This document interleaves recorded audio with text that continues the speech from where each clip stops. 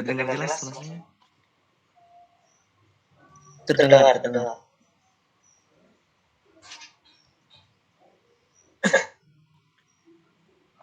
أعوذ بالله من الشيطان الرجيم. بسم الله الرحمن الرحيم.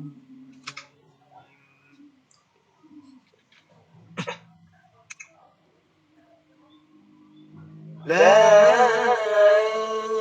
أقسم بهذا البلد وأنت حل بهذا البلد ووالد وما ولد لقد خلقنا الإنسان في كبد أيحسب أن لن يقدر عليه أحد يقول أهلكت مالا لبدا أيحسب أن لم يره أحد ألم نجعل له عينين ولسانا وشفتين وهديناه النجدين فلاقتحم العقبة وما أدراك ما العقبة فك رقبة أو إطعام في يوم ذي مسغبة يتيما ذا مقربة أو مسكينا ذا متربة ثم كان من الذين آمنوا وتواصوا بالصبر وتواصوا بالمرحمة أولئك أصحاب الميمنة والذين كفروا بآياتنا هم أصحاب المشأمة عليهم نار مؤصدة صدق الله العظيم. Assalamualaikum warahmatullahi wabarakatuh. Waalaikumsalam warahmatullahi wabarakatuh. Terima kasih atas bacaan Quran dari saudara Zainul Kiram. Selanjutnya adalah sambutan dari Ketua Umum UKM Prima Universitas Mataram yang akan diwakilkan oleh Wakil Ketua Umum UKM Prima Universitas Mataram, Saudara Zainal Abidin. Kepadanya kami persilakan.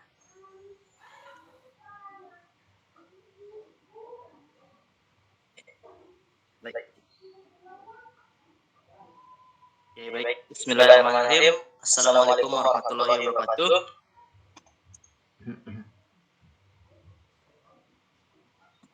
Ada suara. Waalaikumsalam warahmatullahi wabarakatuh. Baik. Pertama-tama marilah kita panjatkan ya puji syukur kita kepada Allah Subhanahu wa taala yang telah melimpahkan segala rahmatnya sehingga kita bisa mengadakan acara seminar pada sore hari ini ya. Yang kedua kalinya tak lupa salawat serta salam semoga senantiasa tercurahkan kehadiran baginda dan besar Muhammad sallallahu alaihi wasallam yang telah membawa kita, yang telah menunjukkan kita mana jalan yang benar, mana jalan yang baik. Baik, yang saya hormati Bapak Materi, Bapak Khairul, yang saya hormati teman-teman sekalian yang sudah berkesempatan hadir pada sore hari ini dalam acara webinar ini. Baik teman-teman sekalian, webinar ini terselenggara atas program yang kami ajukan, yang teman-teman ajukan di dalam ILP 2FI Regional 4. Nah, acara ini bertujuan bagaimana kita bisa membangun rasa jiwa teman-teman sekalian untuk melakukan publikasi dalam hal jurnal ilmiah di sini gitu sekalian. Jadi dengan adanya acara ini kami bermaksud untuk hal tersebut gitu agar menumbuhkan jiwa teman-teman, terutama teman-teman yang ada di lingkungan Prima itu, untuk lebih meningkatkan rasa bagaimana kebermanfaatan kita melalui jurnal-jurnal itu kepada masyarakat tersebut. Sehingga saya sangat berharap kepada teman-teman sekalian untuk dapat mengikuti kegiatan ini sampai selesai dan bisa diterapkan nantinya baik itu di lingkungan kampusnya sendiri ataupun di UKM Prima sendiri. Mungkin hanya ini dari saya, kurang lebihnya mohon maaf. Wabillahi taufiq wal hidayah. Wassalamualaikum warahmatullahi wabarakatuh. Baik Prima Unram, salam riset, salam inovasi. Salam riset, salam inovasi. Salam inovasi. Baiklah, terima kasih atas sambutan yang sangat luar biasa dari Saudara Zainal Abidin. Mungkin teman-teman sudah tidak sabar juga dalam mendengarkan materi pada hari ini. Baiklah, kita akan segera mendengarkan materi dari Bapak Khairul Mahfud MPDI. Sebelumnya saya sedikit menjelaskan, mohon maaf. Sebelumnya saya akan menjelaskan CV dari pemateri kita pada hari ini, yaitu beliau bernama Dr. Khairul Mahfud MIP MPDI, yaitu yang berkelahiran di Ngawi 2 Februari 1982 dengan pengalaman penelitian, karya ilmiah, jurnal ilmiah yang sangat banyak dan sangat berprofesional di bidangnya. Mungkin langsung saja kita akan mendengar langsung ilmu-ilmu yang sangat bermanfaat dari beliau, yaitu bagaimana strategi menulis artikel ilmiah untuk dipublikasikan dalam situs-situs artikel ilmiah. Mungkin langsung saja saya serahkan kepada Bapak Khairul. Mungkin langsung disampaikan materinya, Pak. Terima kasih. Sebelumnya, bismillahirrahmanirrahim. Assalamualaikum warahmatullahi wabarakatuh. Waalaikumsalam warahmatullahi wabarakatuh. Alhamdulillah wa syukurillah wa ni'matillah la haula wa la quwwata illa billah. Allahumma shalli wa sallim wa barik ala nabiyyina Muhammadin wa ala alihi washabihi ajmain. Terima kasih pada keluarga besar kampus Universitas Mataram Unram, khususnya UKM Prima yang luar biasa. Baru saja saya kunjungi websitenya UKM Prima. Ini kegiatan-kegiatannya sangat bermanfaat tentunya, sebagaimana disampaikan Mas Zainal Abidin dan Mbak Ayu Nurhasti. Kemarin saya kunjungi ketua Prima ini, yaitu Mas Luman. Alhamdulillah atas ridho Allah bisa berkesempatan untuk silaturahim, berbagi ilmu. Semoga ridho Allah nanti ini semua bermanfaat bagi Anda semuanya, dan juga saya pribadi tentunya yang pada kesempatan ini juga sebetulnya masih belajar dengan Anda semuanya. Saya dulu pernah kuliah di Mataram, jadi sedikit, tapi hanya 1 semester ya, jadi sedikit tahu bahasa Mataram. Bahwa itu berbe kabar side yang tahunya. Ini. Gimana? Betul ya Mbak Ayu Larasati ya, dan teman-teman. Berbe kabar side itu apa kabarmu gitu ya? Iya, Pak. Iya, Pak. Saya asli, iya, saya asli Jawa Timur ya. Kebetulan waktu itu paman saya itu jadi wakil rektor di UIN Mataram ya. Dia ingin Mataram, jadi saya harus ini ya, apa namanya, ikut kuliah di IAIN Mataram itu sambil berguru dengan paman saya. Paman saya itu suka menulis. Nah, ini kaitannya dengan hari ini. Ternyata menulis itu bisa membuat paman saya jadi dosen, jadi pejabat. Lalu kemudian saya berpikir, kalau saya mau jadi dosen, besok ya jadi orang bermanfaat ya, itu maka saya harus menulis. Nah, karena itulah saya punya semangat untuk menulis itu ya waktu kuliah. Pak sayang saya nggak sampai lulus di Mataram ya, karena saya semester, kemudian balik lagi ke Jawa, kemudian daftar kuliah lagi dari nol itu ke Surabaya sampai S1 lulus, kemudian lanjut S2 dan S3. Alhamdulillah semuanya di Surabaya, baru kemudian saya melamar dosen, alhamdulillah diterima di ITS ya, kampus Institut Teknologi 10 November, salah satu kampus terbaik di Indonesia. Yang tahun ini versi THE ya, Times Higher Education itu nomor 1 di Indonesia. Dan kenapa kampus itu nomor 1 di Indonesia? Ternyata karena dosen-dosennya itu menulis, mahasiswanya itu menulis. Nah, disinilah letak manfaat dari kenapa kita harus menulis itu. Ternyata sumbangan kita banyak, tidak hanya untuk diri sendiri sukses, tapi juga untuk tempat kita bekerja, tempat kita belajar. Ya. Dalam hal ini Anda di Mataram, saya kira itu sumbangannya bermanfaat. Diantaranya adalah dengan ikut lomba menulis, Anda dan menulis yang basisnya adalah penelitian. Nah, izinkan saya share PowerPoint yang sudah saya siapkan tadi ya. Spesial lah ini, saya beri sebuah judul ya, riset. Semoga bisa kelihatan.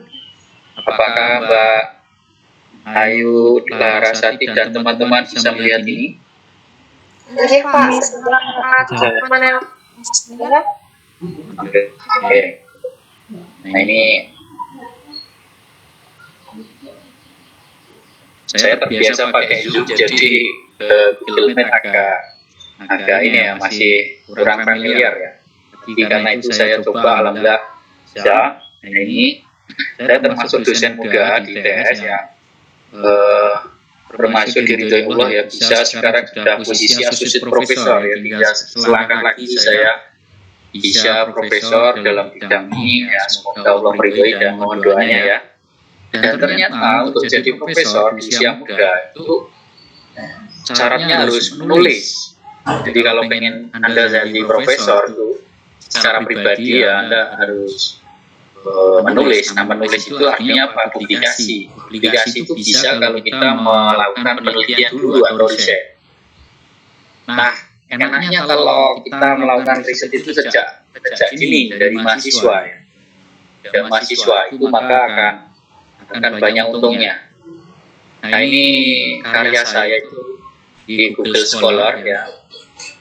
Nah, biasanya yang namanya dosen itu pasti punya Google Scholar ya. Jadi riwayat apakah dosen itu produktif menulis atau tidak itu bisa dilacak ya dengan digital sekarang ya.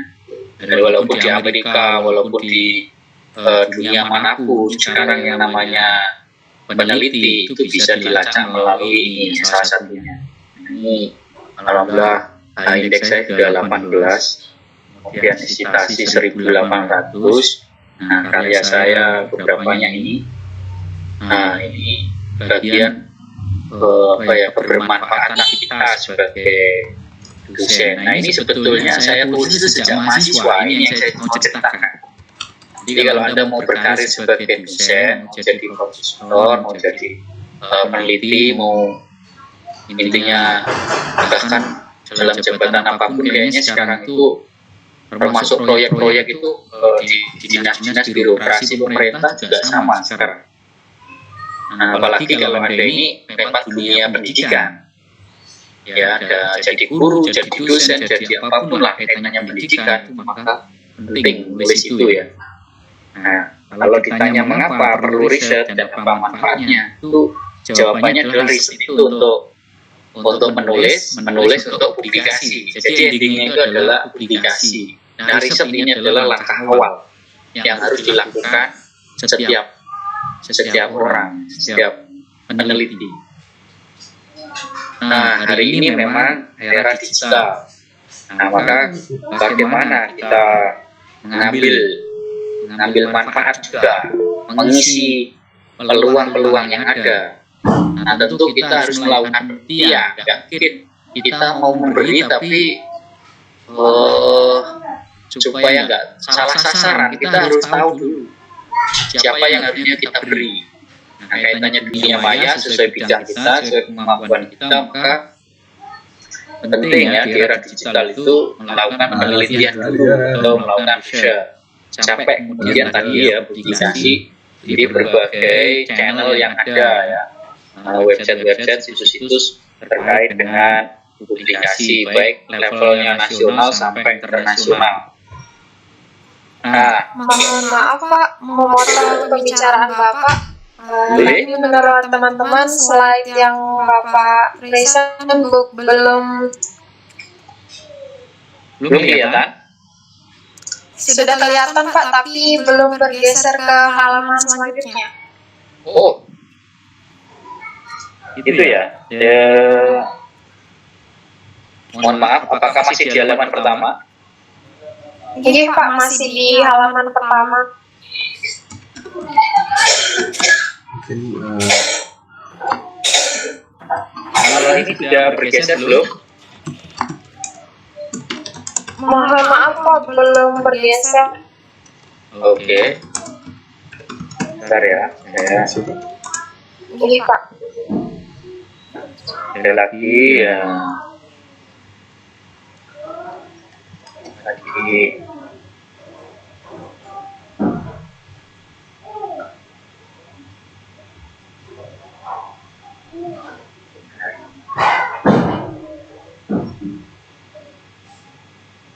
Mungkin ada teman-teman yang ingin membantu, kira-kira bagaimana solusinya? Mungkin Saudara Ricky. Ini apa kelihatan? Oh, ini sudah Pak, sudah kelihatan di slide keempat.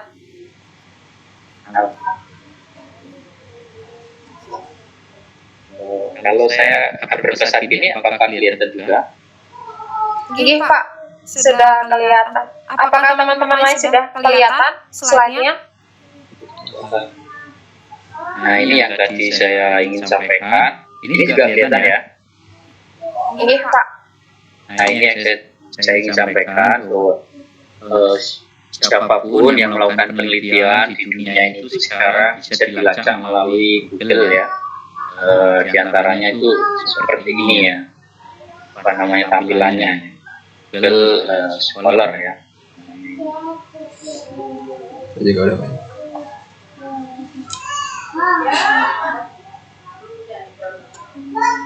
Nah, ini Google Scholar saya ya sebagai ini itu saya mulai nulisnya sejak mahasiswa gitu ya. Jadi saya termasuk beruntung ya, apa namanya linier gitu ya, dari istiqomah ya, dari mahasiswa itu saya sudah biasa nulis di koran Jawa Pos. Kalau mungkin di mana di Mataram itu Lombok Pos ya, betul ya. Jadi di Lombok Pos itu kalau di Surabaya itu namanya Jawa Pos. Itu ada kolom hasil penelitian mahasiswa. Itu ada space ya, kita publikasi di situ dan dibayar. Jadi saya S1 kuliah itu bayar sendiri ya, bayar sendiri dari hasil menulis saya waktu itu. Itu yang paling dominan karena sekali nulis itu kita dibayar sekitar 150.000 waktu itu ya, sampai 300.000. Nah, SPP saya itu bayarnya 300.000. Jadi saya bisa bayar sendiri. Nah, manfaatnya kemudian ketika jadi dosen itu karya itu ternyata abadi, ternyata masih terdetek. Nah, itu manfaatnya. Sekali lagi teman-teman, menulis itu ada bayarannya juga. Kalau memang kan kita sudah profesional yaitu atau mau mengirim ke media profesional. Jadi walaupun kita belum profesional, tapi kalau menulis di media profesional dan dimuat itu kan akan dibayar. Nah, sekarang saya kira bayarannya lebih banyak lagi ya.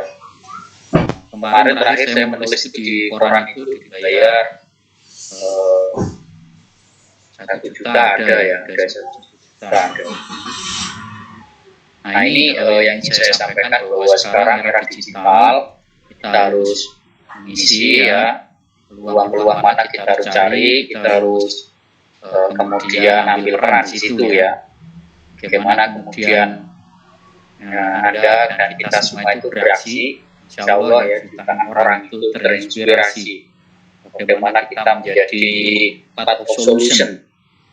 Nah, disinilah kita sebetulnya menulis itu tujuannya di situ. Kita ingin menjadi bagian dari solusi. Nah, secara umum manfaat riset dan publikasi itu ada 3 menurut saya ya. Ada dampak personal, sosial, dan profesional. Nah, dampak personal itu ya kaitannya dengan diri pribadi kita yang bisa kita pahami ya untuk mencerdaskan diri kita ya, dan juga orang lain. Karena dengan menulis itu sesungguhnya ingatan kita semakin tajam. Ingatan kita itu akan lebih lama lupa. Kalau mau lama lupa, cepat paham, lama lupa itu ya dicatat atau ditulis. Saya kira menulis itu di sini kalau diniati ibadah ya kita dapat pahala juga. Nah, menulis yang ideal tentu adalah menulis yang baik-baik dan yang bermanfaat buat orang ya, bukan asal-asalan kita menulis. Karena itu mulailah ya nulis dari status-status yang kira-kira membuat kita lebih termotivasi. Ada juga dampak sosial ya, dengan menulis itu kita tambah terkenal ya, kita tambah dikenal oleh mungkin dosen kita, mungkin yang lain. Saya tuh menulis sejak mahasiswa itu efeknya apa? Saya dikenal oleh teman-teman, bahkan juga dosen, sehingga dosen itu sering ngasih nilai bagus gitu karena kita produktif, kita banyak berkarya gitu ya. Kita banyak berkarya. Nah, artinya apa? Ini ada efek profesional sebagai mahasiswa. Nah, yang nantinya kemudian kalau jadi guru, nah itu juga sama, jadi dosen atau jadi apapun, itu kita akan memperoleh dampaknya. Itu yang saya rasakan. Jadi saya bicara atas nama pengalaman. Waktu mahasiswa itu saya lulus terbaik ya, skripsi atau TA saya itu dinyatakan terbaik tanpa revisi.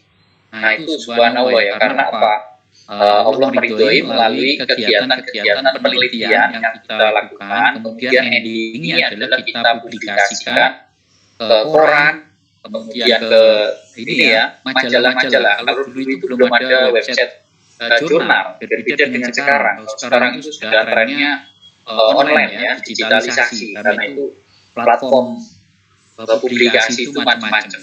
Tapi intinya yang diakui oleh negara itu yang kita harus ikuti, yang diakui oleh kampus kita harus perhatikan.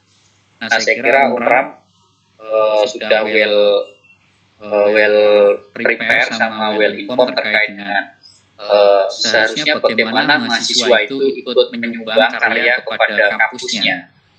Nah, seperti itu. Saya kira itu perlu disosialisasikan, kemudian reward manfaat apa ya, kemudian tips-tips cara-caranya yang lebih mudah. Ini saya kira perlu juga. Kalau zaman saya itu cukup di koran itu bisa mempengaruhi persepsi ini tadi ya. Ini apa dosen kemudian mahasiswa. Jadi waktu penentuan mahasiswa terbaik itu macam-macam ya. Kalau di kampus saya di Surabaya itu ada tahfidz Quran, kemudian karya-karya. Alhamdulillah itu Allah Subhanahu Wa Taala itu melalui dosen itu memilih yang banyak karyanya. Yang tahfidz Quran itu nomor 2. Nah ini subhanallah, karena menurut saya harusnya kan tahfidz Quran yang nomor 1. Tapi ternyata itu keuntungan bagi saya. Saya dapat ini ya, penilaian yang lebih ya. Mungkin karena juga kajian saya itu berbasis Al-Quran juga. Nah itu mungkin yang sesuai juga dengan apa itu pesan-pesan Al-Quran. Nah disinilah saya kira Anda menulis sesuai dengan bidang Anda terserah. Nah itu yang penting menulis, yang penting bermanfaat. Jadi kalau saya kebetulan kan backgroundnya agama, jadi di ITS ini saya mengajarnya mata kuliah agama karena memang saya background pendidikan saya memang dari UIN atau dulu namanya YAIN, dari S1 sampai S3. Saya juga S2 double di UNER, ya, di Universitas Airlangga, itu jurusan FISIP, Ilmu Sosial dan Ilmu Politik. Nah, itu juga dapat beasiswa. Itu saya bisa lulus terbaik juga di UNER. Jadi gelar saya itu ada 2 untuk master ya, di UNER sama di YAIN. Meskipun kemudian karir saya itu lebih memakai yang YAIN karena linear ya, itu linear itu yang diperlukan. Tapi yang saya ceritakan, saya S2 double di waktu yang bersamaan, dua-duanya beasiswa itu bisa saya selesaikan karena basis riset saya itu sudah kuat.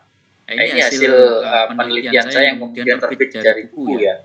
Ini itu buku dari riset saya S1 yang ini diterbitkan di Jogja. Ini bestseller sudah cetak 8 kali, nggak keliru ya. Ini sudah ketika terbit saya selalu dibayar sampai hari ini.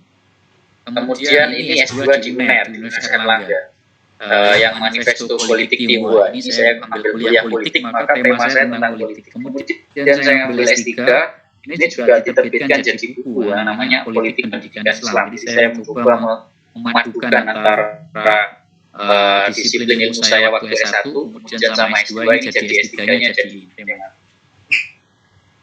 Ini yang saya ceritakan ya, tulisan-tulisan saya di Jawa Pos banyak sekali yang diantaranya ini ya, kaitannya puasa Ramadan di era digital. Ini saya menulis itu dengan HP ya, di ruang lobby, di ruang tunggu di Bandara Soekarno-Hatta. Jadi saya menguji diri untuk bisa menulis berbasis riset kecil-kecilan, tipis-tipis gitu ya. Kemudian saya menulis sambil menunggu pesawat, yaitu di Soekarno-Hatta di Jakarta. Lalu saya kemudian kirim ke Jawa Pos di Muat. Nah ini juga dibayar ya. Jadi kita nyantai sambil nulis itu bisa ternyata. Nah langkah-langkahnya bagaimana untuk melakukan riset itu sederhana ya. Intinya itu ya kita harus punya rasa penasaran ya. Penasaran ingin tahu, ingin bisa, nah itu penting. Bagaimana kemudian kita menyusun sistematikanya, mengorganisasi ya kata-kata ya, itu menjadi sebuah kalimat yang kemudian utuh menjadi sebuah artikel. Kemudian menyusun seperti ini, nah ini sampai kemudian terakhir membuat laporan. Yang membuat laporan itu ya teknisnya biasanya itu formatnya seperti ini. Ya ada judulnya, kemudian abstrak, introduction, metodologi ya, hasil penelitiannya, diskusinya, pembahasan, kemudian kesimpulan. Ini kalau format jurnal ya, jurnal ilmiah seperti ini. Tapi kalau artikel seperti ini. Nah ini saya kira contoh yang sederhana tetapi menghasilkan dan bermanfaat seperti itu. Nah saya juga membuat sebuah istilah ya, Pancasila penelitian. Pancasila kita melakukan penelitian itu ada tujuan yang saya sebut Pancasila atau ada 5 dasar ya kita melakukan penelitian. Itu tujuannya apa? Yang pertama itu biasanya to find ya, biasanya itu to find. Yang kedua itu to prove, ketiga to compare, keempat to evaluate, dan kelima to develop. Jadi penelitian itu punya maksud dan punya tujuan yang biasanya itu untuk menemukan. Jadi misalnya Anda ini jurusan apa ya, Mbak Ayu dan teman-teman? Iya Pak, saya jurusan pendidikan kimia Pak. Apa? Pendidikan kimia. Nah, pendidikan kimia. Nah, pendidikan kimia itu misalnya melakukan penelitian, tujuannya untuk menemukan. Misalnya jamu ya, jamu itu apakah ada zat yang bisa, jamu apa yang bisa membuat orang yang terkena virus corona itu dia sembuh. Nah ya kan, misalnya dari kelapa. Ya, dari kelapa itu ternyata ada zat kimia yang membuat orang itu sembuh dari corona. Istilah kalau di mana itu PCO tahu ya Mbak? Mbak Ayu ya. PCO. Obat corona itu yang versi herbal itu PCO. Ya PCO itu apa ini? Katanya PCO. PCO ya Virgin Coconut Oil. Nah ini diteliti sama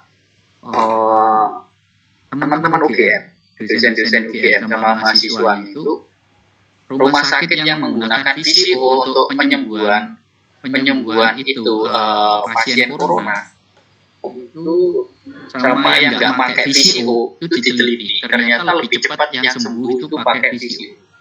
Lalu dicari kenapa PCO itu bisa cepat menyembuhkan, ternyata bahannya dari kelapa itu yaitu batu. Bagusnya apa, ada zat semacamnya yang komposisinya itu yang ini yang membuat itu virusnya itu nggak bisa berkembang cepat. Nah ini apa tujuannya untuk menemukan. Jadi ada penelitian tujuannya begitu untuk ini. Kalau di agama itu gini, kita mencoba menemukan ayat-ayat kimia. Gitu ya. Halo Mbak Ayu dan teman-teman. Ayat-ayat kimia di Al-Quran itu apakah ada? Mbak Ayu sudah meneliti belum? Jadi kalau kita mau mengaitkan misalnya bagi yang agama Islam ya itu menghubungkan antara ini ilmu yang dikaji dengan kitab suci. Nah, contohnya adalah Tufain itu adalah menemukan ayat-ayat kimia dalam Al-Quran. Nah, itu tujuannya adalah Tufain. Nah, yang kedua itu Tubruk untuk membuktikan. Biasanya judul-judulnya itu pengaruh. Ya, pengaruh A terhadap B. Itu judul-judul kaitannya dengan maksud dan tujuan penelitian. Tubruk ya, atau dampak A terhadap B, itu tujuannya apa? Untuk membuktikan. Jadi kalau nggak pakai ini masker, itu pengaruhnya apa? Itu diteliti. Nah terus kemudian rekomendasinya hasilnya kita harus pakai masker supaya apa enggak kena virus corona kalau kita di area publik. Seperti itu. Nah itu tujuannya apa? Tubruk. Kalau untuk compare yang ketiga itu ada juga penelitian yang tujuannya membandingkan. Misalnya adalah obat ini vaksin dari China itu yang namanya ini vaksin dari China sama dari Inggris ya. AstraZeneca sama vaksin satunya dari China itu Sinovac ya. Nah, kita bandingkan. Ya Sinovac betul ya. Nah itu dibandingkan lebih bagusan mana, kualitasnya lebih mana. Nah itu penelitian yang tujuannya adalah untuk membandingkan. Dan itu banyak. Jadi kita fokusnya cuma membandingkan antara A dan B. Kalau 3 ya A, B dan C. Jadi penelitian itu kita harus menentukan dulu tujuannya biar nggak salah. Fokus biar nggak gagal fokus. Di sini penting sekali. Yang keempat, tujuan penelitian adalah to evaluate, untuk mengevaluasi. Mengevaluasi misalnya kegiatan webinar ini itu sebetulnya bermanfaat nggak sih? Setelah dievaluasi ternyata bermanfaat, maka kemudian bagi yang belum mengikuti maka dianjurkan untuk ikut di sesi misal batch 2 misalnya. Itu mengevaluasi. Adanya organisasi prima itu sebetulnya bagus atau enggak sih? Nah itu harus dievaluasi dari apa?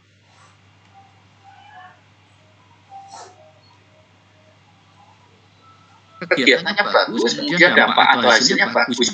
Rekomendasinya prima harus terus didukung, anggaran diperbanyak.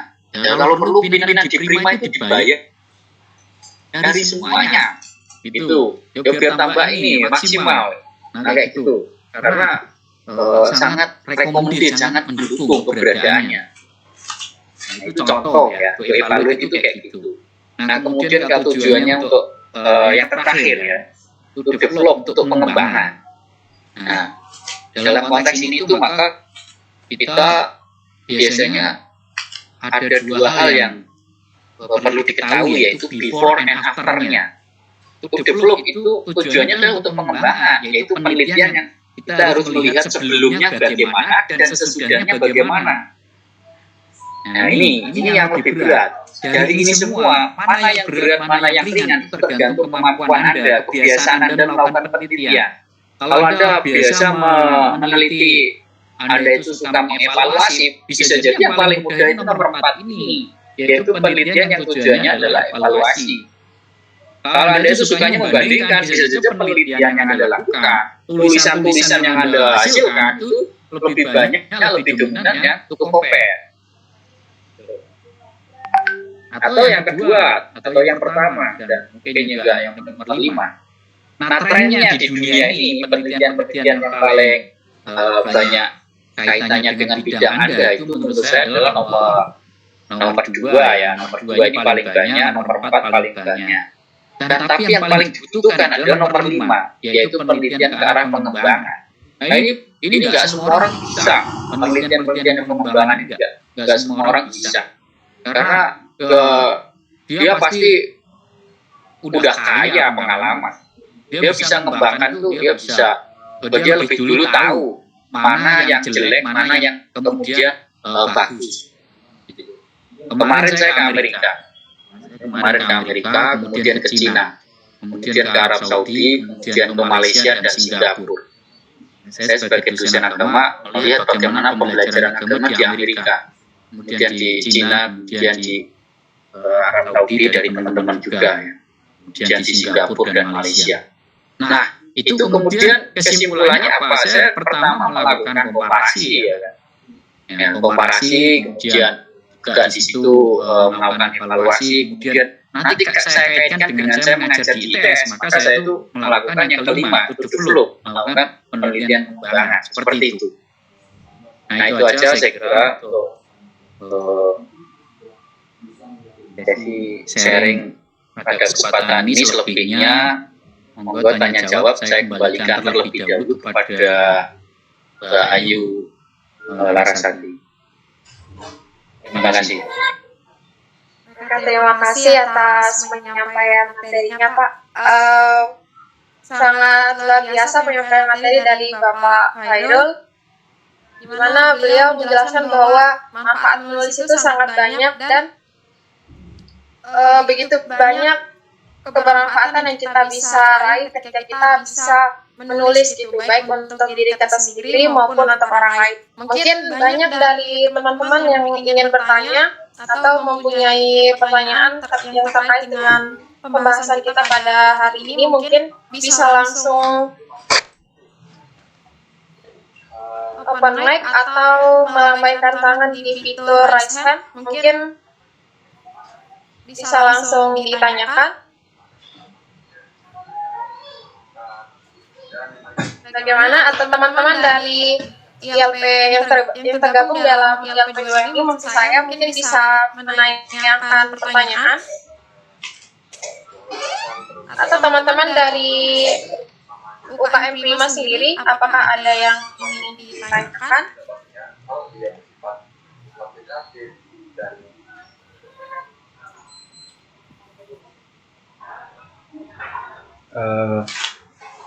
Gimana sih cara menerangkan?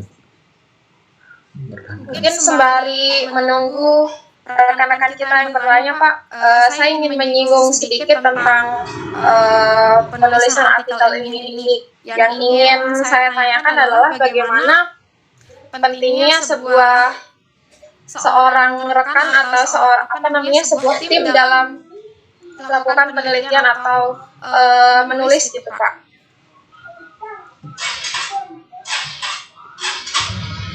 Iya, Mas, terima kasih pertanyaannya sangat bagus.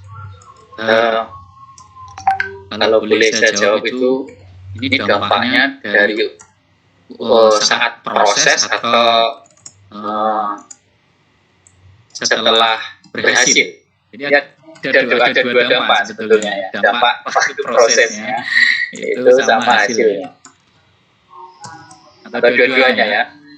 Dalam memulai, Pak, dalam memulai dan sukses dalam mencapai. Oke. Ya. Ada filosofi yang sangat terkenal ya di masyarakat kita, yaitu semangat gotong royong ya, Bhinneka Tunggal Ika, kemudian juga bersatu kita teguh, bercerai kita runtuh ya. Nah itu saya kira makna lain dari kenapa kita harus berkolaborasi atau menulis itu tidak sendirian, walaupun kita bisa.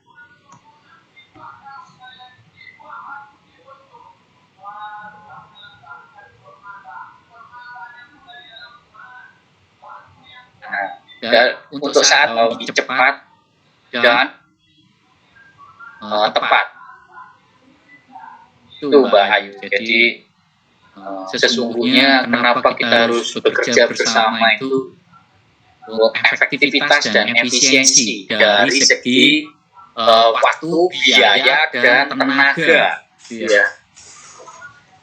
Itu kalau semuanya bekerja. Ya, masalahnya itu kadang-kadang misalnya Mbak Ayu ini sudah dianggap paling pintar, yang lain pasrah saja pada Mbak Ayu. Nah ini akibatnya apa? Kerja bersamanya itu kurang maksimal. Karena itu di sini sebetulnya kita juga belajar leadership, bagaimana membuat orang itu mau bekerja sama. Saya yakin semua mahasiswa UNRAM itu pintar-pintar, cerdas-cerdas, ya kan, kreatif-kreatif. Tetapi juga dialami oleh mahasiswa di seluruh kampus di dunia ya, termasuk di Surabaya maupun di yang lain. Kadang-kadang kita itu mungkin malu, ya, walaupun mau juga kerjasama, itu akhirnya kemudian yang kerja itu sendirian. Nah, karena itu untuk memulai itu harus dibikin aturan main dulu. Siapa mengerjakan apa? Misalnya artikel itu kan ada bagian-bagian, nah itu dibagi sesuai dengan jumlahnya. Biar manajemennya kelihatan di situ, tanggung jawabnya masing-masing juga kelihatan. Jadi saya harus melakukan apa, saya harus mengerjakan apa itu tahu. Kadang-kadang itu sungkan, ya malu gitu ya, malu. Kok apa ya kelihatannya saya pengen mengerjakan sendiri gitu. Akhirnya malah nggak dikerjakan semuanya. Nah itu yang kaitannya dengan proses ya, dari awal sampai mengakhiri. Lah yang lebih penting lagi adalah hasilnya. Itu Mbak Ayu ya. Kenapa kita harus kolaborasi? Itu ternyata ada penilaian yang lebih tinggi.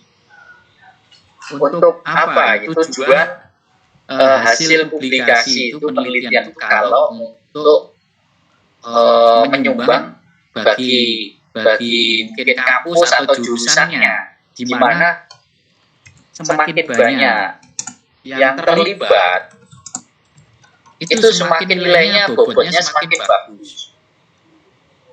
Ya, apalagi kalau itu Anda lakukan tidak hanya dalam satu jurusan, tapi antar departemen, antar jurusan, antar fakultas, misalnya di UNRAM. Bahkan kalau Anda itu kerjasamanya antar universitas di Indonesia, itu nilainya lebih tinggi lagi, lebih bagus lagi.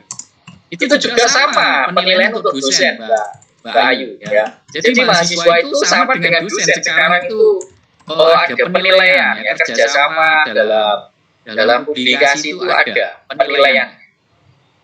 Bahkan juga kalau itu kerjasamanya dalam menulis itu dengan dosen atau mahasiswa atau sesama mahasiswa dengan kampus di luar negeri. Jadi Mbak Ayu saat ini mahasiswa pendidikan kimia dari UNRAM kemudian menulis dengan mahasiswa pendidikan kimia dari kampus di Amerika misalnya, ya, atau di Jepang seperti itu. Nah itu nilainya Mbak Ayu itu grade-nya lebih tinggi, kualitas hasil publikasinya itu lebih tinggi. Di mata siapa? Di mata internasional sama di mata kementerian, yaitu di Indonesia, di level nasional. Seperti itu. Ini pengalaman saya kemarin publikasi itu saya kerjasama dengan teman-teman di Jepang, kemudian di Jerman, sama di Australia, sama juga dengan teman-teman di LIPI Jakarta. Itu ya. Jadi itu nilai saya itu lumayan tinggi dan buktinya apa? Di Google Scholar itu kita bisa lihat kemudian karya kita itu dibaca, dirujuk, dijadikan citasi, referensi oleh pakar-pakar berbagai negara dalam waktu hanya sekian bulan itu mengalahkan karya-karya saya yang saya lakukan dengan sendirian. Nah ini artinya apa? Kita bisa mengambil kesimpulan bahwa kerjasama itu memang efeknya lumayan dahsyat dan itu menunjukkan kualitas kita, menunjukkan siapa kita, gampangnya gitu ya. Terima kasih atas jawabannya Pak, sangat detail. Mungkin dari pembahasan tadi ada lagi yang ingin bertanya? Saya udah waktu buka puasa belum, Nana? Oh, ini Pak Belum, Pak. masih pukul. Oke. boleh? Ya silakan. Ini ada yang mau tanya lagi? Pak, Mas, silakan Riki. Baik Pak, terima kasih atas materi yang sangat luar biasa tadi sudah disampaikan. Sedikit izin bertanya Pak, terkait dengan apa sih yang perlu kita perhatikan atau kriteria apa saja yang perlu diperhatikan dalam menulis sebuah artikel ilmiah agar nantinya bisa dipublikasi pada jurnal bereputasi tinggi, misalnya di Sinta atau bahkan di Scopus Pak. Terus satu lagi Pak, apakah Bapak pernah merasa bosan gitu Pak atau jenuh dalam menulis? Terus bagaimana cara mempertahankan motivasi dalam menulis gitu Pak? Terima kasih Pak. Terima kasih juga. Ya, terima kasih atas pertanyaannya Saudara Riki. Mungkin bisa langsung dijawab Pak, kami persilakan. Terima kasih. Ini dari keluarga bangsawan ini ya. Nama Lalu ya, Mas Lalu ya. Ya, di ITS itu ada yang namanya Pak Lalu ya. Itu satu-satunya dosen dari Lombok yang namanya Lalu Muhammad Jailani. Itu alumni Jepang, S2, S3-nya. S1-nya di kuliah di ITS. Nah, itu juga luar biasa ya. Jurusan teknik geomatika, penginderaan jauh. Kemampuannya luar biasa. Nah, terkait dengan pertanyaan tadi, pertama yang ingin saya jawab, apakah saya pernah mengalami bosan? Iya. Kalau tulisan kita itu waktu dikirim kemudian tidak dimuat, ya itu bosan ya, bikin bosan, bikin nggak semangat. Nah itu sangat alami, sangat wajar. Jadi bagi Anda yang pernah nulis ya, sangat berharap dimuat, ternyata tidak dimuat, gitu kan, dengan satu dan alasan yang memang masuk akal. Misalnya memang kualitasnya belum memenuhi standar ya, kita menganggap sudah memenuhi standar gitu kan. Kita kan nggak mungkin kan menilai tulisan kita itu bilang jelek, itu kan nggak mungkin. Nah ini pernah ditolak nggak ketika nulis? Sering Pak. Nah itu ya, saya itu nulis di koran aja waktu dulu ya, di level koran Jawa Pos itu dimuat itu senang sekali, pengennya nulis terus kalau dimuat. Nah waktu ditolak itu bosen ya. Nah bagaimana solusinya? Itu adalah kita sebagai orang beragama ya berdoa kepada Tuhan yang Maha Kuasa sesuai dengan agama masing-masing ya. Gitu. Anda yang beragama apa ya berdoa sesuai agama Anda. Jadi bosan itu termasuk bisa dihilangkan dengan cara kita berdoa, minta solusi, kemudahan, kelancaran.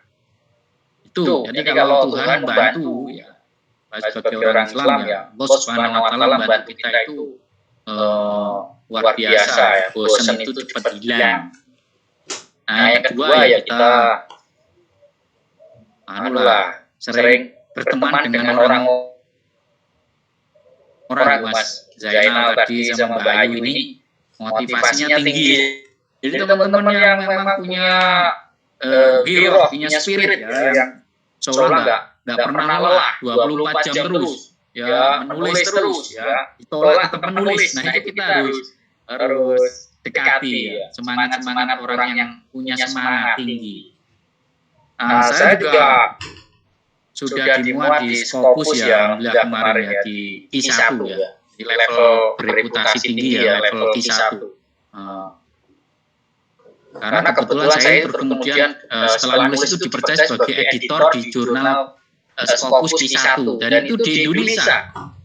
Nah, sudah ada ya Scopus yang Q1 itu di Indonesia dalam bidang yang sudah ada itu dalam bidang Islamic Studies. Di Indonesia itu yang Scopus bereputasi tinggi itu malah dari kampus agama ya, di Kementerian Agama itu sampai Q1 sudah ada. Tapi kalau yang lain itu masih yang jurusan sains ya, saintek itu masih I2 sama I3 ya, I4 itu ya. Tapi tahun depan kayaknya mulai akan ada sepertinya.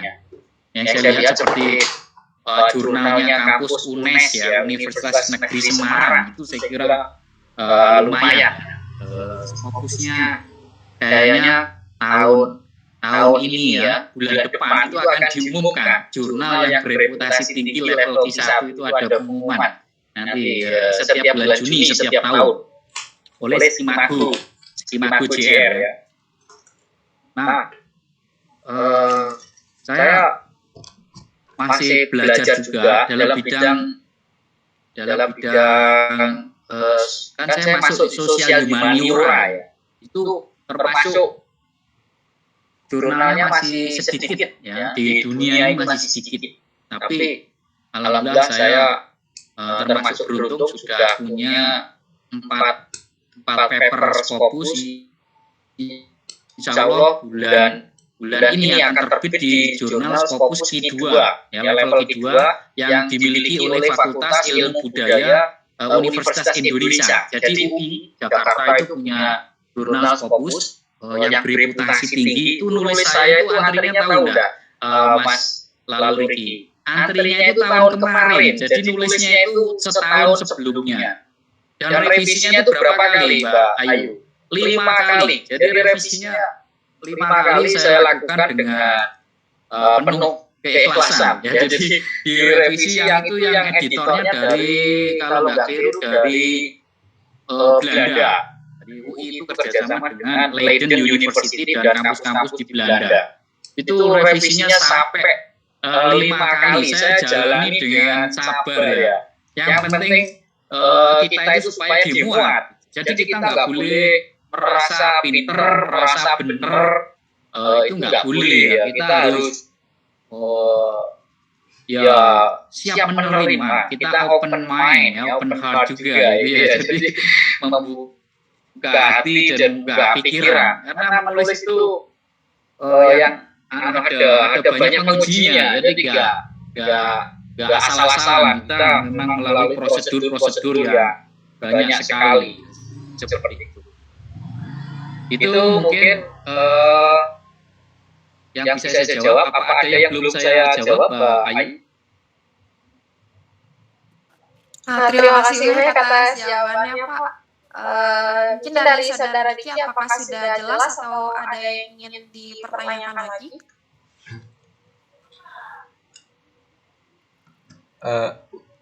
Untuk kriteria khususnya, apakah ada perbedaan dari jurnal bereputasi tinggi dan yang rendah, Pak? Apa yang membedakannya agar bisa dimuat di seperti Scopus ataupun Sinta gitu, Pak? Ada, dan itu semua ada kriterianya itu disampaikan di jurnal masing-masing itu. Jadi yang pertama yang perlu kita lakukan adalah kita itu mau menulis di jurnal level mana, level tinggi atau yang tadi istilahnya ya, istilah Anda level tinggi atau level rendah. Iya.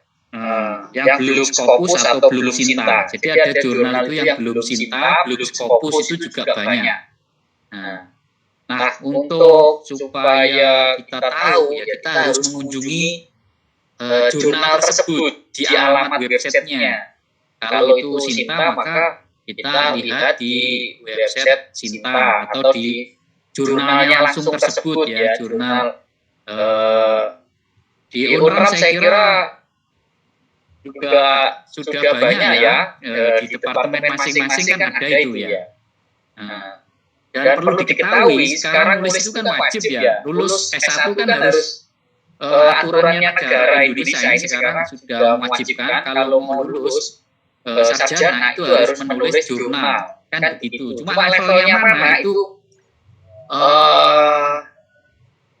yang sudah pasti ya, untuk S1 itu levelnya nasional, yaitu level Sinta, belum Scopus. Tapi kalau Anda mau Scopus itu bagus, bisa jadi Anda nanti jadi lulusan terbaik, kira-kira seperti itu. Kalau zaman saya dulu belum ada aturan seperti itu. Itu aturan baru berapa tahun kemarin dibuat. Jadi mahasiswa S1, S2, S3 itu harus menulis jurnal selain menulis TA. Nah, biasanya artikel jurnal yang ditulis itu dari TA-nya. Yes, biasanya seperti itu. Nah, kalau untuk S2, S3 itu di ITS itu wajib Scopus ya, di ITS. Jadi kalau di ITS itu mahasiswa level S2, S3 saya lihat sudah harus Scopus, di UNER juga gitu. Termasuk kampus-kampus agama sekarang diwajibkan karena memang ada permintaan dari pemerintah sekarang ya, dari Pak Jokowi ya, menitipkan kepada menteri-menteri supaya Indonesia ini kampus-kampus itu bisa ranking level dunia.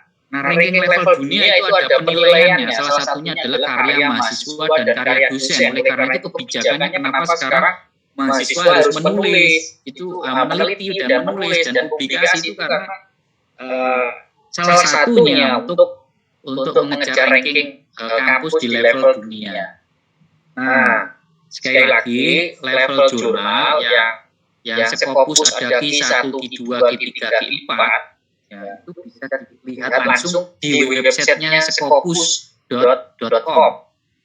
Untuk mengetahui Sinta 1, 2, 3, 4, 5, 6 itu juga di websitenya Sinta yang ada, Anda bisa googling ya, website Sinta. Nah, gitu. Nah, nanti ada jurnal-jurnal di situ.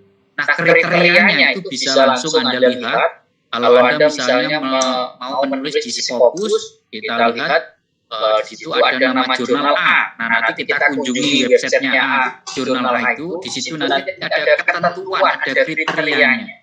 Nah, disitulah nanti kita bisa menyimpulkan sendiri tulisan kita sudah memenuhi kriteria atau belum. Seperti itu. Jadi jangan asal ngirim. Kalau Anda asal kirim, Anda itu pertama yang namanya sesuai kriteria itu adalah sesuai gaya selingkuh atau template, tahu ya? Ada template-nya, ada contoh terbitannya. Nah, Anda tuh ya yang disebut manuskrip.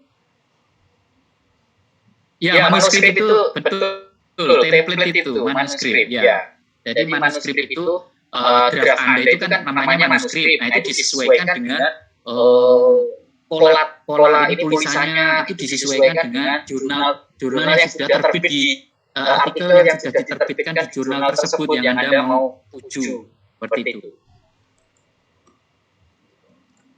Ya, Pak, terima kasih banyak Pak. Bagaimana Sudah jelas, terima kasih banyak Pak atas jawabannya.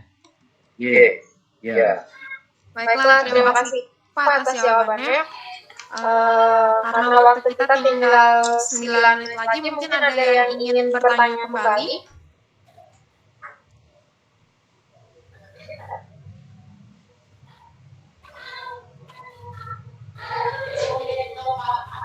Sekali lagi, apakah ada yang ingin bertanya?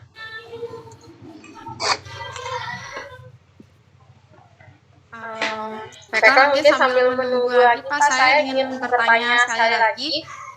Kebanyakan kasus dari teman-teman yang lain ataupun dari diri saya sendiri juga, kadang-kadang kita terhambat atau terkendala untuk memulai menulis, apalagi untuk yang masih pemula, itu karena terkendala mencari ide gitu Pak.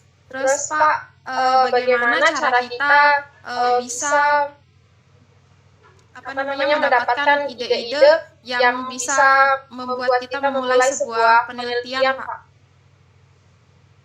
Nah, pertanyaan bagus sekali dari Mbak Ayu ya. Ini kelihatan Mbak Ayu ini sudah pengalaman menulisnya luar biasa ya. Nah, memang kadang-kadang itu kita menjumpai beberapa masalah itu, di antaranya itu dalam memastikan judul atau tema yang mau kita tulis. Nah, ini ya. Karena saking banyaknya di Indonesia, di dunia ini tulisan-tulisannya, maka saya ingin mengajak Anda itu, ya, terutama Mbak Ayu yang bertanya dan yang lain mungkin memiliki kasus yang sama, itu diarahkan kembali kepada tadi ya, Pancasila tujuan penelitian kita. Jadi pertama kita harus mampu mengarahkan tulisan kita itu masuk kemana dulu. Nah, yang kedua adalah pilihlah tema-tema, topik-topik, masalah-masalah yang lagi ngetren, yang lagi hot dalam bidang Anda. Jadi bidang Anda itu yang lagi ngetren apa? Itu Anda tulis. Kalau nggak ada isu atau kasus-kasus yang lagi ngetren, Anda cari kasus-kasus yang lagi ngetren di dunia, terus kemudian Anda kaitkan dengan jurusan Anda. Contohnya ini lagi tadi ya dengan COVID-19. Ya, COVID-19. Ini terus dikaitkan dengan jurusan Anda. Nah, itu bisa. Jadi caranya begitu. Menghubungkan antara jurusan kita dengan kasus yang lagi dibicarakan banyak orang di level dunia. Ini untuk kita mau menulis paper yang standar dunia, ya, yaitu standar Scopus. Karena Scopus itu biasanya levelnya dunia, walaupun itu nanti pada akhirnya yang Anda tulis itu levelnya lokal. Jadi lokal rasa interlokal, kayak gitu Mbak Ayu. Contohnya gini misalnya, penanganan COVID-19 melalui kalau ini jurusan budaya ya, meraih pendekatan budaya lokal Sasak di Nusa Tenggara Barat Indonesia. Nah, ini contoh apa menghubungkan antara kasus dunia yaitu COVID-19 dengan jurusan yang budaya, itu kayak gitu. Kalau kaitannya dengan pendidikan kimia mungkin gini, kita arahnya itu to proof ya, to proof. Nah, to proof atau to proof ingin membuktikan. Jadi pengaruh pendidikan kimia kepada masyarakat lokal Sasak dalam mengantisipasi COVID-19. Nah, misalnya Anda pilih di 3 kasus sekolah, misalnya level sekolah dasar, misalnya. Itu menarik ya. Jadi lokal, tapi ini isu internasional, kayak gitu. Itu Mbak Ayu. Jadi harus ada cantolannya isunya itu. Kalau Anda tiba-tiba nulisnya gini, nulisnya tiba-tiba ini pendidikan kimia saja ya, nggak ada kasusnya.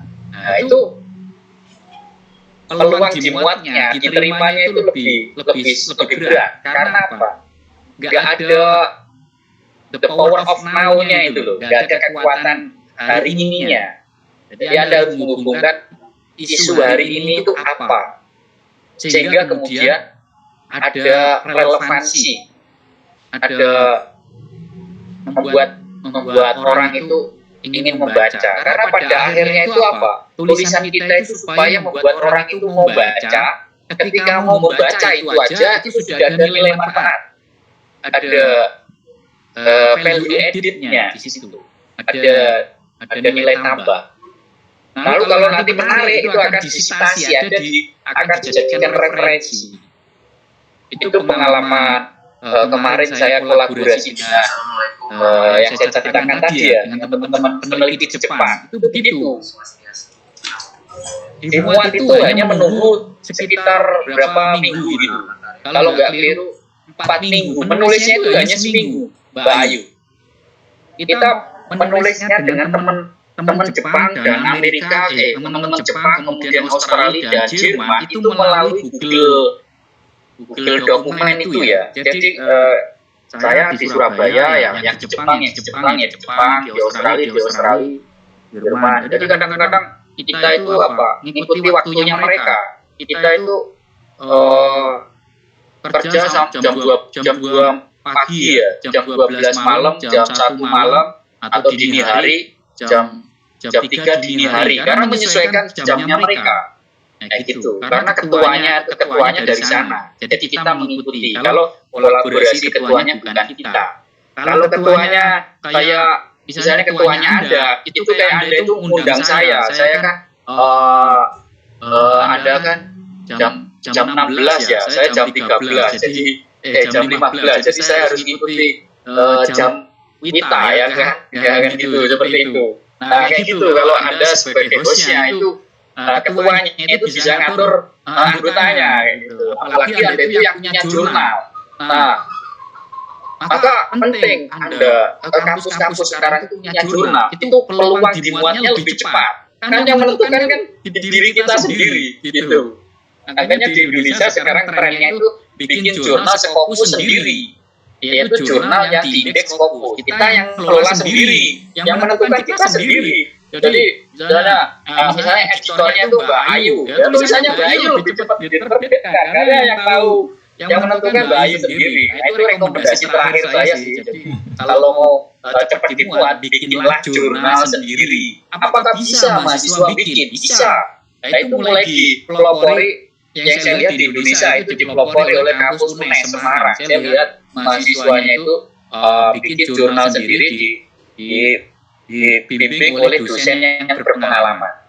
Kebetulan dosennya itu sudah bikin jurnal sendiri dan terindeks Scopus, tulisannya bisa dimuat di situ sendiri. Ya, kayak gitu. Jadi tetap peluangnya itu lebih besar ketimbang kita nulis di luar negeri maupun nulis di kampus-kampus lain, karena yang menentukan orang lain bukan kita.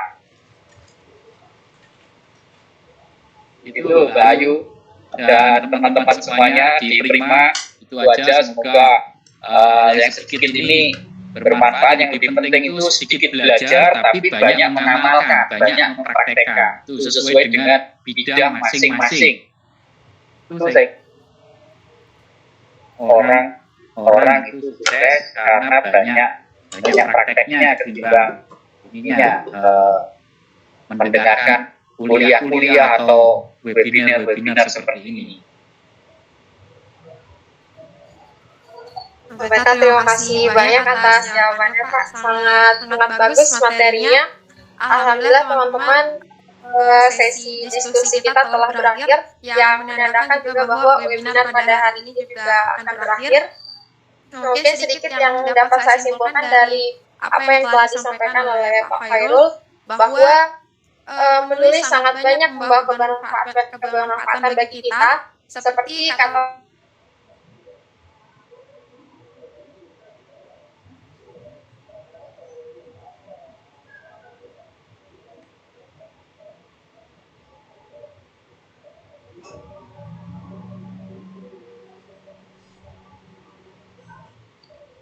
Apakah saya yang enggak kan?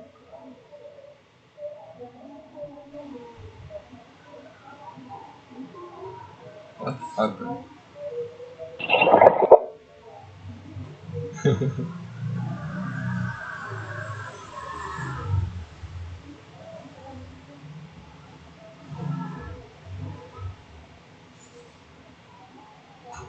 Bebas.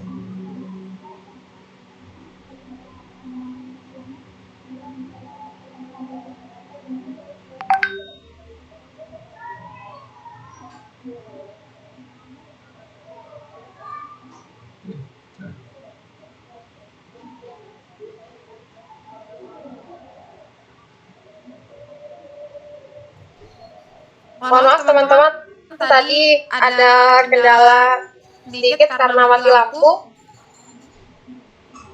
Selanjutnya bahwa ilmu harus mengalir seperti mata air, maka air mengalir Lagi nih. itu dapat kita tempuh, maka menjadilah mata air yang akan menghidupi orang-orang lain dan makhluk-makhluk di sekitar kita. Mungkin itu saja yang dapat saya sampaikan. Mohon maaf jika ada kesalahan kata dan perilaku dari penyelenggaraan acara ini, terkhususnya bagi saya dan panitia-panitia yang lain. Kami mohon maaf dan terima kasih banyak kepada Pak Khairul atas materi yang sangat luar biasa. Pada hari ini kami ucapkan terima kasih banyak dan mohon maaf Pak jika ada kesalahan tutur kata baik perilaku dari kami.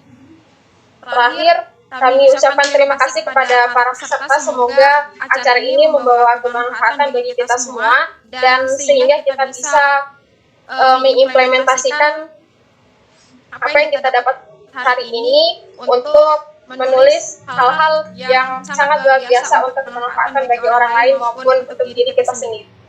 Jadi itu saja dari kami. Terima kasih banyak. Salam hangat dari ILP 2MI dan UKM Prima Undram. Salam riset, salam inovasi. Terima kasih banyak teman-teman semua. Terima kasih banyak Pak. Salam riset, salam inovasi. Terima kasih banyak Pak. Terima undang. Sukses. Sama-sama. Mohon maaf lahir batin. Selamat Hari Raya yang merayakannya. Iya Pak, selamat berbuka puasa juga Pak.